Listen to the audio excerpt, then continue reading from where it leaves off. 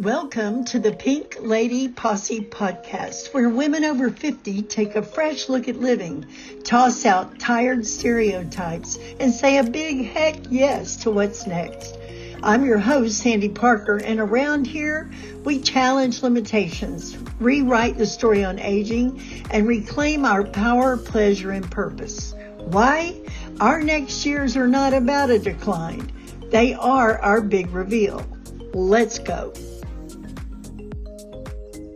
Hi, I am Sandy Parker Martinez from the Pink Lady Posse podcast, and I'm here with Katherine Autin.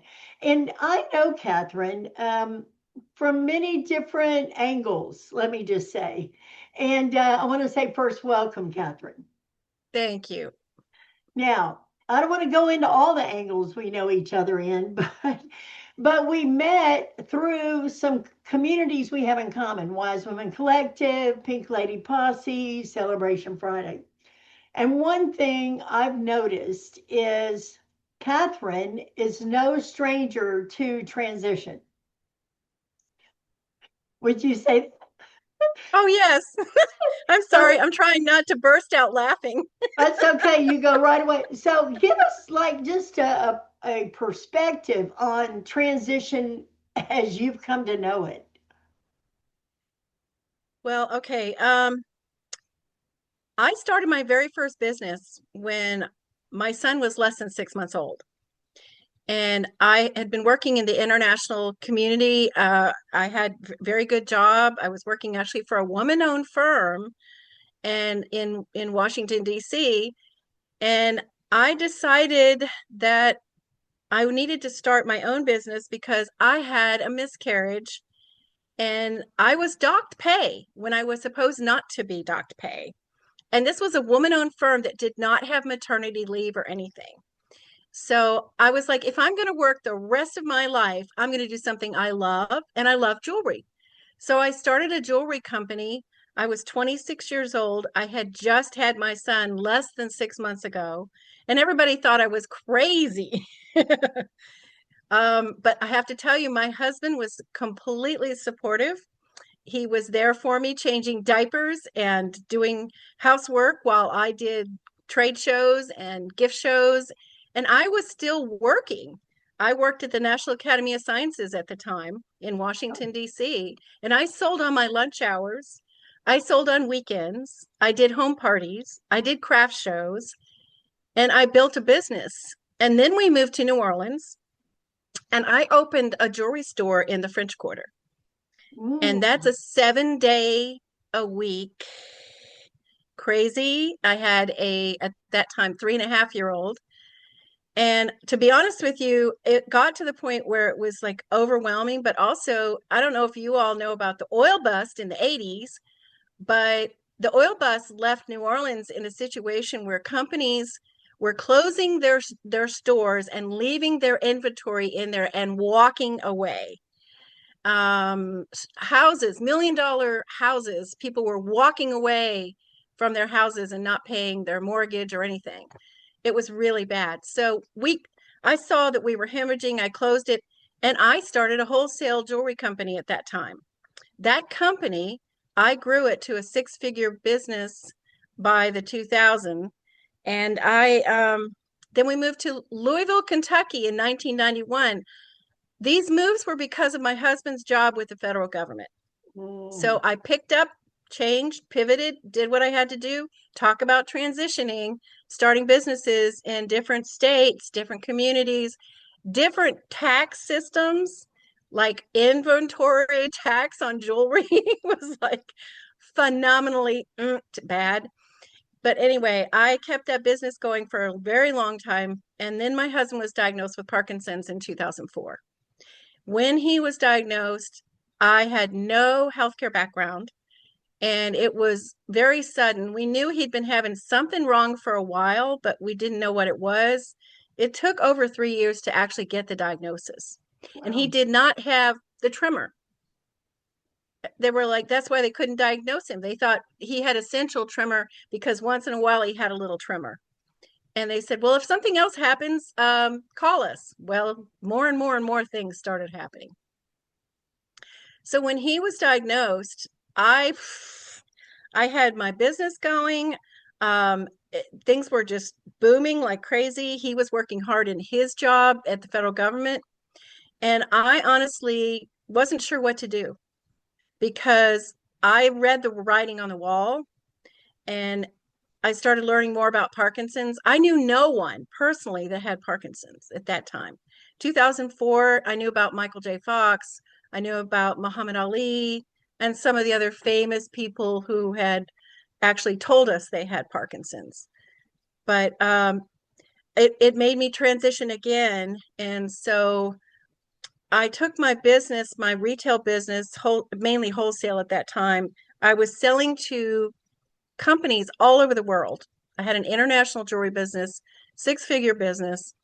And again, I saw the writing on the wall very quickly that things were going to have to change because my husband and I were kind of running the company together. I did hand enameling over sterling silver charms at that time. I had taught myself to do that, but it takes two people to do it. He ran the compressor and I ran the foot piece that controlled the little tiny tube that controlled the enamel, acrylic enamel. I loved what I was doing, but it was something I needed his help for. We were able to do that for a little bit longer, but not much. So transition, pivot, pivot, pivot. It really it was very difficult, and I saw more and more how these changes and his progression was happening faster. And it really showed me that doing 24/7, retail wholesale just wasn't work. So I started a consulting firm to help companies, and I was a past NABO, National Association of Women Business Owner. I was the president for our chapter in Louisville, and I served on that board for many years. So I was like, okay, I'm going to help women business owners write business plans, marketing plans, design websites, do public relations, all the things I'd learned to do. And so I started a company 3 months after my husband was diagnosed.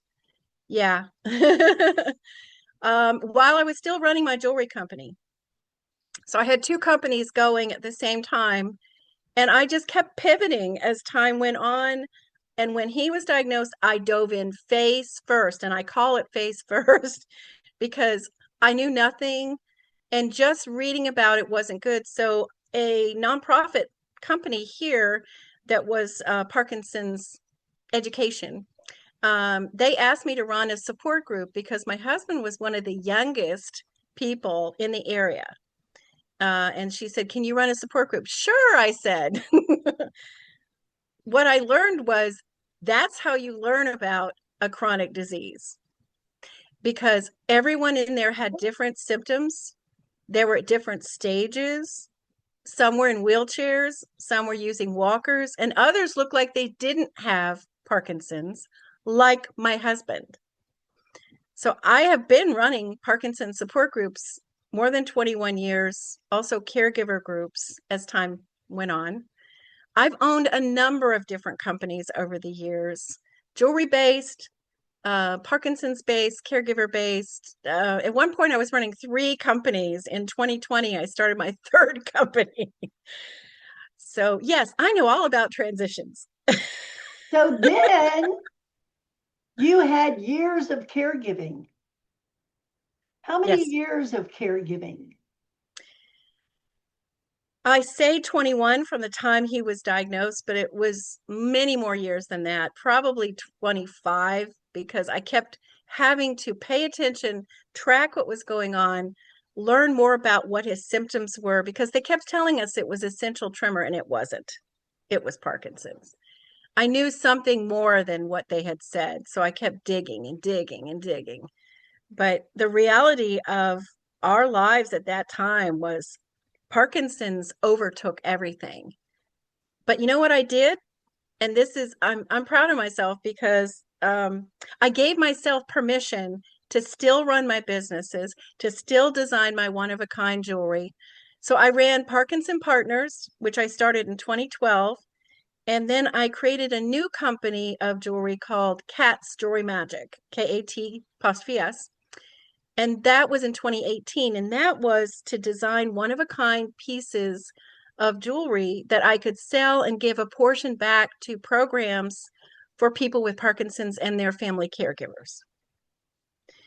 And it all had to mesh together because I am one of these people who I'm kind of, a lot of us are multi-purpose. I'm multifunctional. So I have my creative side, but I also have this need to help people. It's just like innate in me. I can't help it. Whether it's business or people struggling with difficult health issues, that's who I am. And I wanted to find a way to mesh how I was helping people with Parkinson's with my jewelry designs. And so Cat Story Magic was born from that. Okay. So we have pivot, pivot, pivot, pivot, pivot, diagnosis, caregiving, caregiving, caregiving, Parkinson partners, jewelry. And there came a time when things came to an end Yes. and he passed away. Yes. And that was last year. It was in July of 2025. He had Parkinson's 21 years. And then in the meantime, I had to have corneal transplants. So I had to have my eyes done in March and April of 2025. When I got back, he went to the hospital. They diagnosed him with cancer. It was a rare progressive form of his thyroid that had spread into his lungs, and it was filling up very fast. No. It killed him in less than 3 months. And I'm thankful he wasn't in a lot of pain. I think the most pain, because at the very end he had pancreatitis.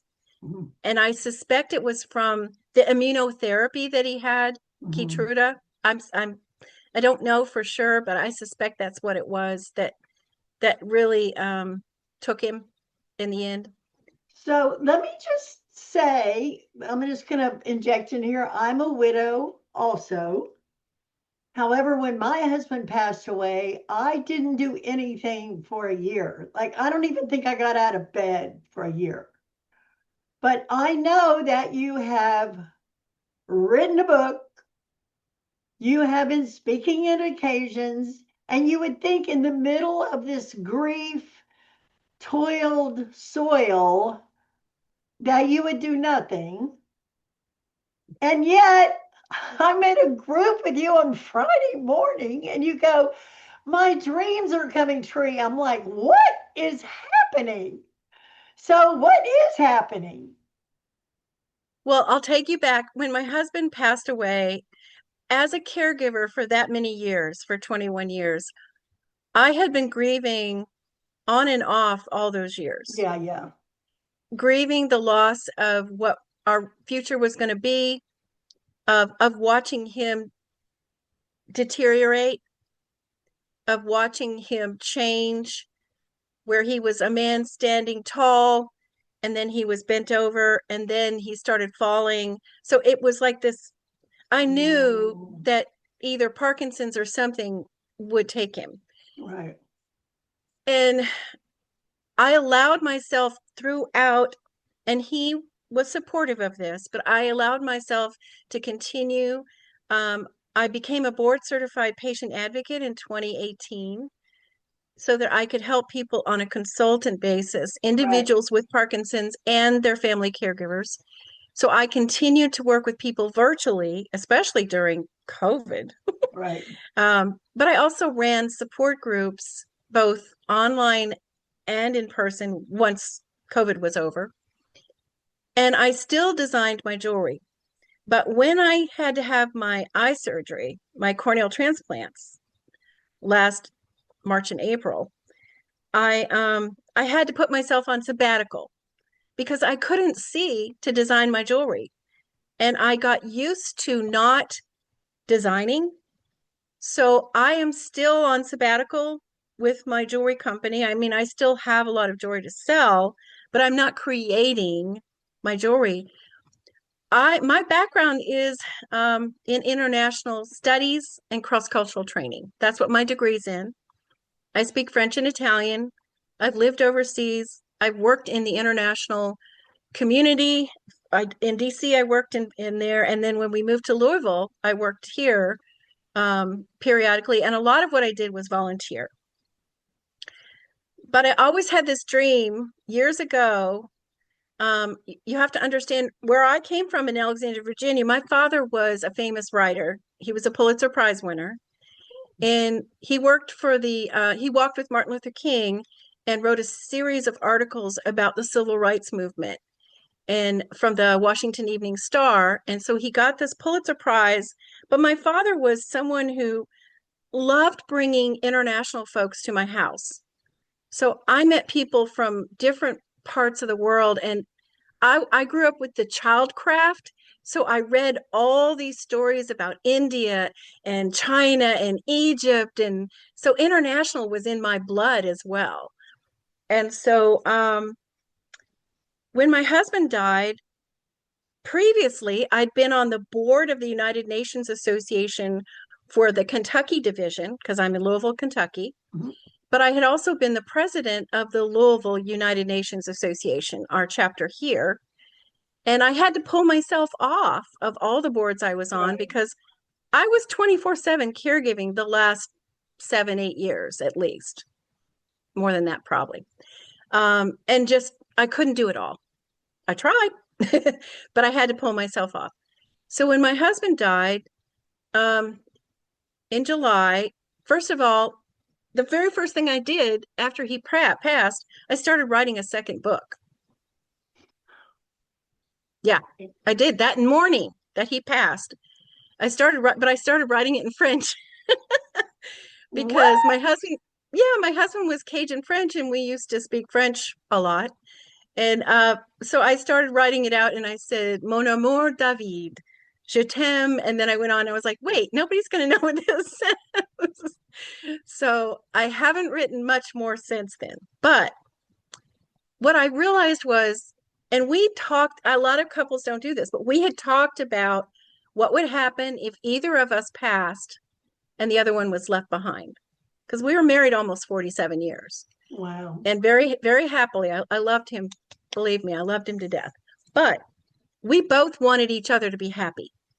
If you want to find a mate, go for it. If you want to do something in the world, go for it. We were behind each other. So when he passed, I knew that I wasn't just going to sit. And it took me a few months to even start grieving, to be honest with you. I was so busy with paperwork and filling out all the forms and all that stuff. It kept my mind busy. And a friend of mine who I had been on the board with the Kentucky United Nations Association, she said, you need to rejoin the board again. I said, well, I need to join the organization first. And so I did. And then she said, well, I'm going to propose to the president of the Kentucky division that you join the board again. So less than a month ago, they brought me back onto the board. And in the meantime, my friend Tina said, by the way, I'm going to New York to the UN in March. And it's the UN Women's Status on Women Commission. And I was like, I'm there, because I had previously worked on a status on women's program here in Louisville when I was a NABO president. And I was like, I'm in. So let's go to New York. So she goes, well, you can also apply to be a delegate, and that way you can actually go into the UN. And I was like, huh? Like, okay. So here's my thing. Because of all my international background and wanting to get back into it, because I love training people. I love doing cross-cultural training. I love helping people see different perspectives, different lifestyle, different culture. And we're all alike. We're all people, but we all have the very unique, very wonderful parts of us that are because of how we were brought up, the lives we led. And so I was like, well, how do I do this? She goes, oh, I'll send you a form. So I get the form and I had just a few days to fill it out. At 2:30 in the morning on January 2nd, I was filling this form in, thinking, oh, they're not going to go for me. Who knows? Guess what? I was chosen as one of the delegates to the United Nations. It's the United Nations Women's Status on Women Commission. I will be going to meetings in other parts of New York City and the UN in March. And it is a huge dream of mine because of my background, but also because of my love of cultures, of Yeah. people all over the world. I've lived and traveled, not all over the world, but many, many, many countries, including after high school, which I will tell you, when I was 17, and I'll show you a picture. Here's a picture of me. Oh, I love that. I love I that. was 17. It was my very first passport. And I went on a comparative political study to the Soviet Union for 3 weeks, to East Berlin. This was still behind the Iron Curtain.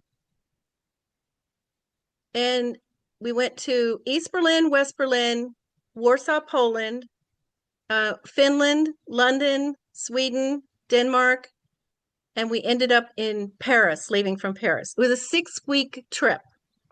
Golly. 3 weeks in Russia, sorry, Soviet Union.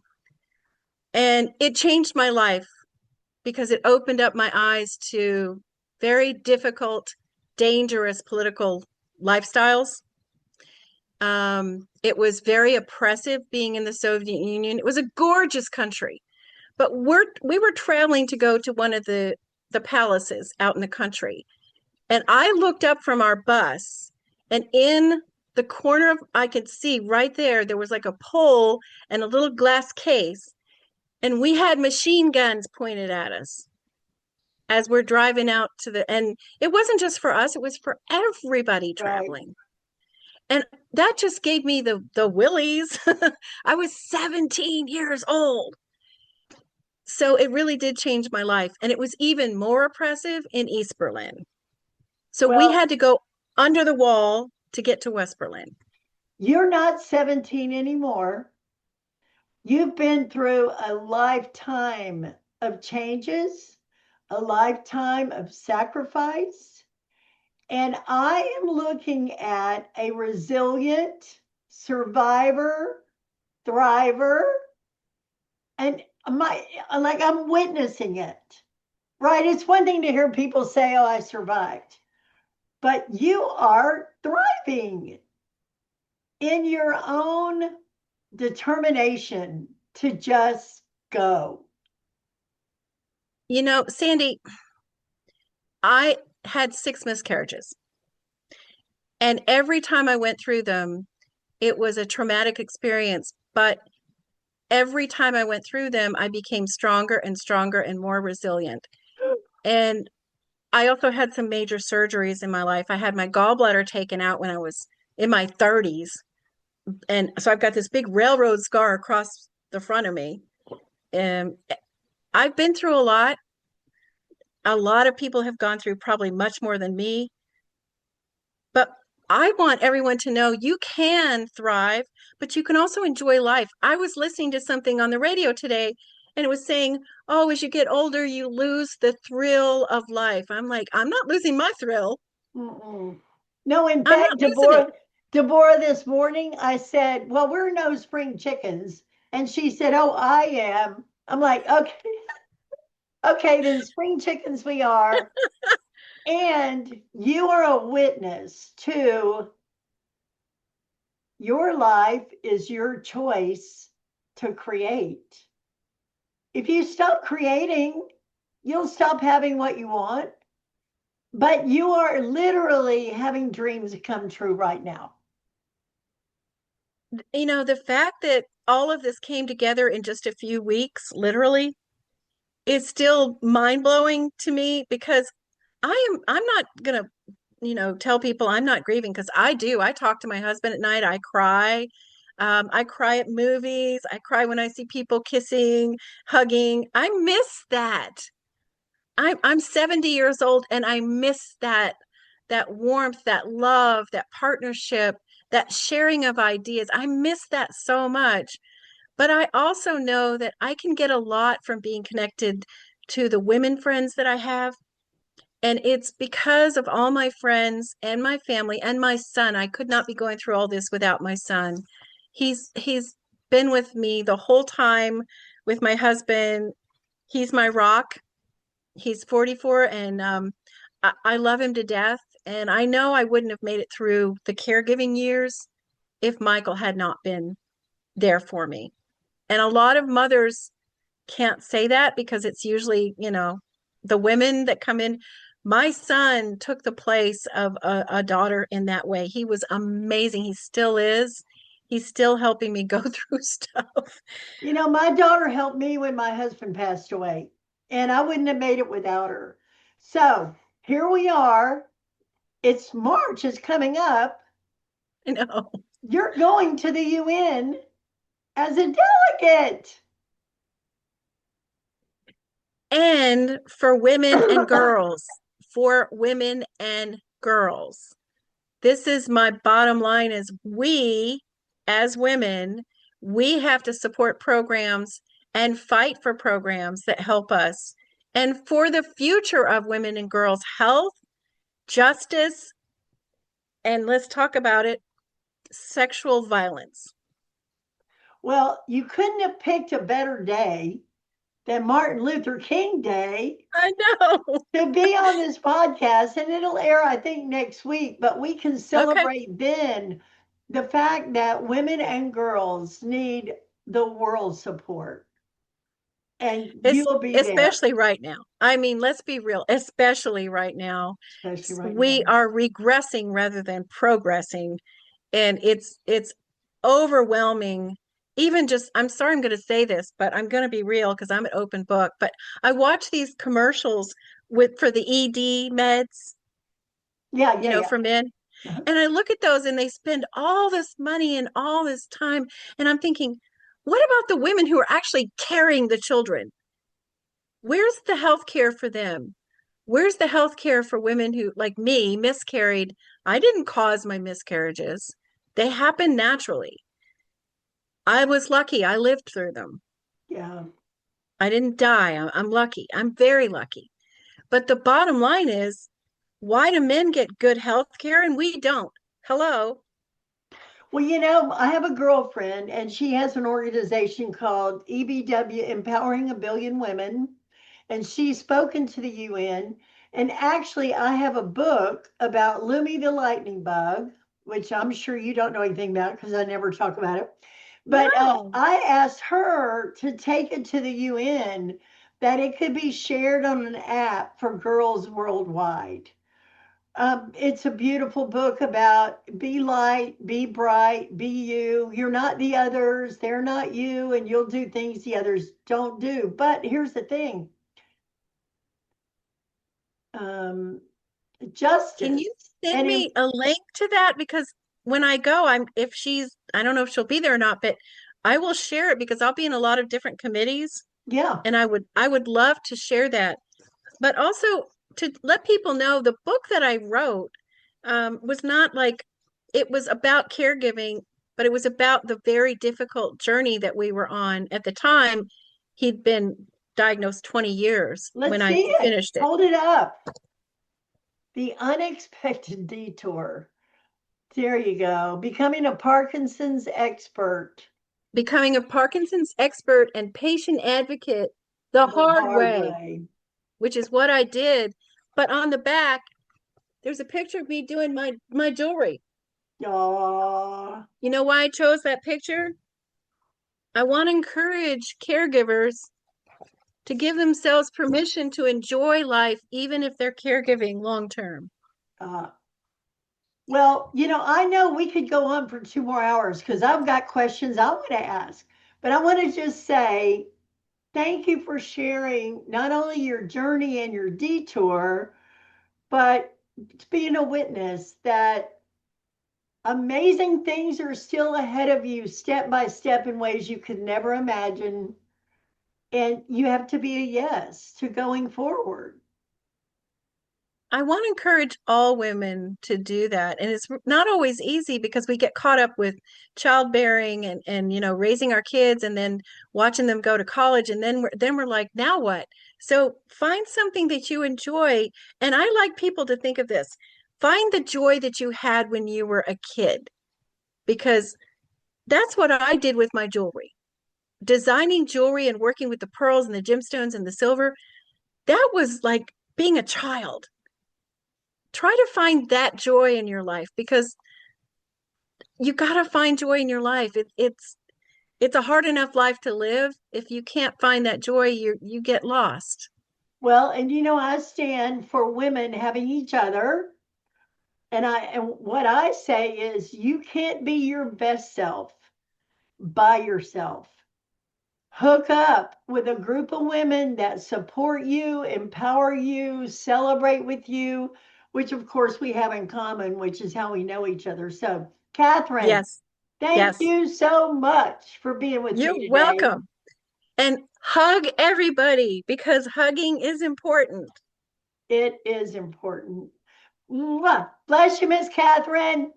Thank you. It was fun. Take care. Thanks for tuning in to Pink Lady Posse Podcast, where women go from what now to what's next.